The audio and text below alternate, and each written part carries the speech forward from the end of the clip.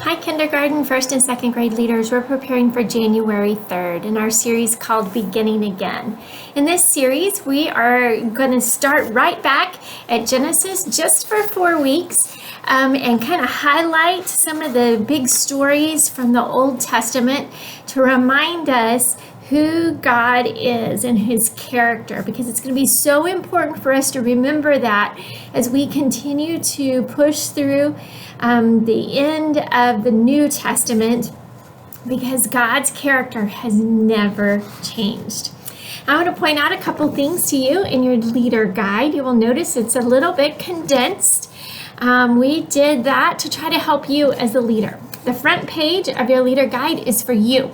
All of the information on this page doesn't necessarily need to be read word for word in front of a group. It is for you to have better understanding of what is going on in the lesson so that you can have better perspective as you listen to the Bible story and ask the discussion questions. I will point out to you that you will notice in each of these guides, it usually says, as you teach kids. That's a really good section. If you don't read any of the rest of it, although I encourage you to, this would be a great way for you to have personal Bible study. If you don't read anything else, pay attention to the as you teach kids and the today's takeaways. That will help you focus a little bit better on the lesson for the day. This lesson is called God Created People, and the thing that we need to remember is God created us in his image and what that means. God created us in his image so that we could have relationship with him. We are the only being on earth that can reason and think and that has emotions. And so God created that in us so that we could worship him with our whole lives. And his design for us was for us to live in that perfect world of Eden for the rest of our lives. But that didn't happen. Adam and Eve sinned, and so God made a way for us to have that relationship with him again, and that is his son, Jesus. So that is the short of what we are teaching today. On the back of the page, you will notice the small group activities for the day. Now, your social activity, this social activity is always meant for you to have something for kids to come into the room to participate in. It is terribly uncomfortable, because I'm one of those people, for a new person to walk into a room and not know what's going on or how to do anything that you're doing. That's why we create these games that anybody could play. You don't have to have any kind of knowledge. You don't have to have trivia as a part of it. You just get to come in and play and have a fun game. And so, reminder that in our Sunday groups, what we are trying to do is create a safe place to hear the message of who Jesus is, most of our kids for the very first time. And so as you create that environment, remind yourself that even games like this help me build a safe place for a kid to come and for us to share the truth of who Jesus is. So your game, you will have 2 of everything. You have 2 cups, 2 die, 2 little tweezers, and then you have enough little things. And each group has a little different object depending upon the age group you have. I happen to pick up the ones that are for the 5th graders, so they have these little tiny erasers. First graders and kindergartners, you guys have bigger things, because what the kids are supposed to do is roll their die and then use the tweezers to pick up one at a time, one object, and put it in their cup. And you're going to try to fill up the cup as fast as you can, taking one at a time. You have 2 of everything so that you can divide your group into teams so that they can race each other. If you want to set a timer so that you play to a certain time, you can do that. Your littler kids, like I said, have larger objects, so you may fill your cups faster. Your older kids, that's going to take possibly a little bit longer, which is why you should encourage them to grab only one at a time. And so have fun with that. Use this as a great time as you're playing this game to sit and ask questions about how their week has been, who they got to spend some time with this week, who they're excited about seeing when they go back to school tomorrow, all of those kind of things. These are really good. This is a really good time to have that kind of discussion with your kiddos. Then you can watch your large group teaching, which is on our Roku channels now, or a DVD, depending upon which you're most comfortable with. I notice most of you are using the Roku, and that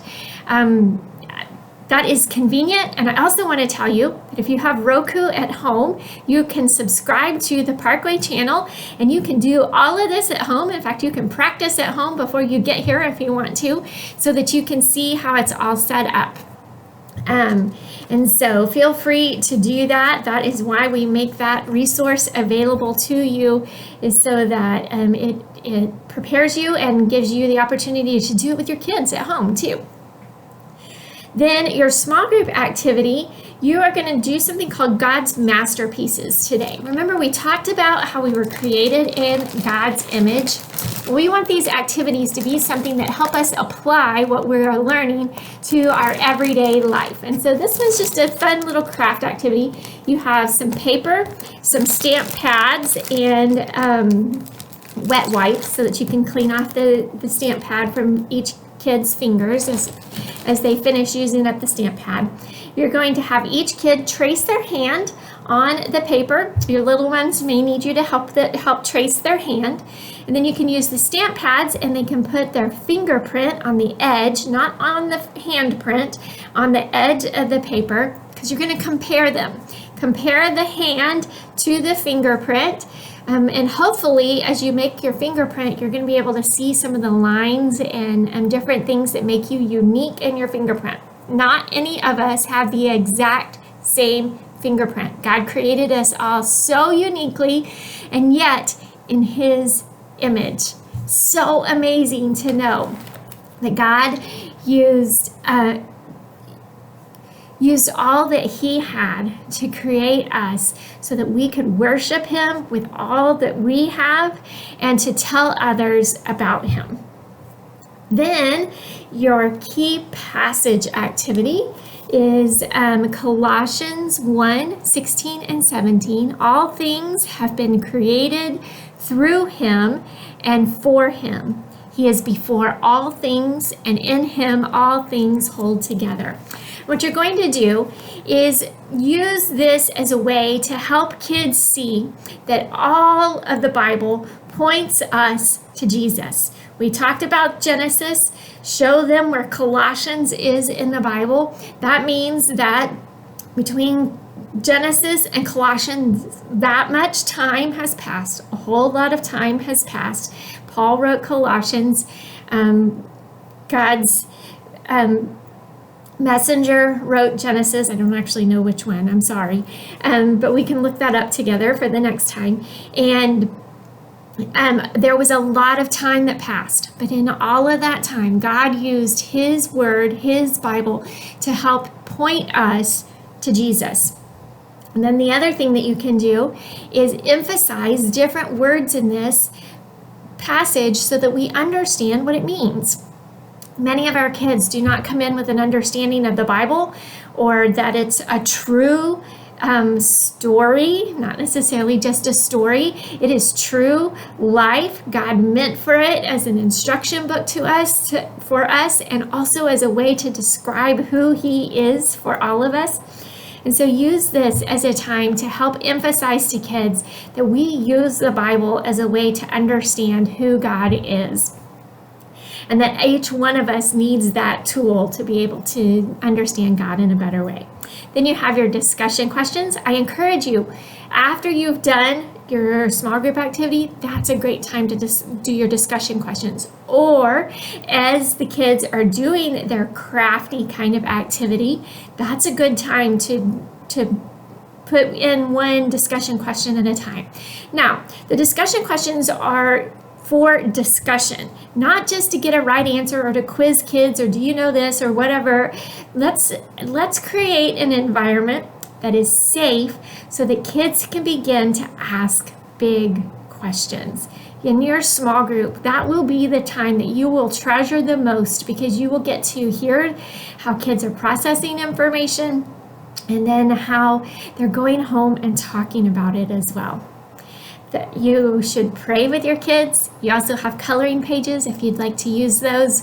Thank you so much for leading. We look forward to seeing you guys again in the new year. I love you, and I'll see you soon.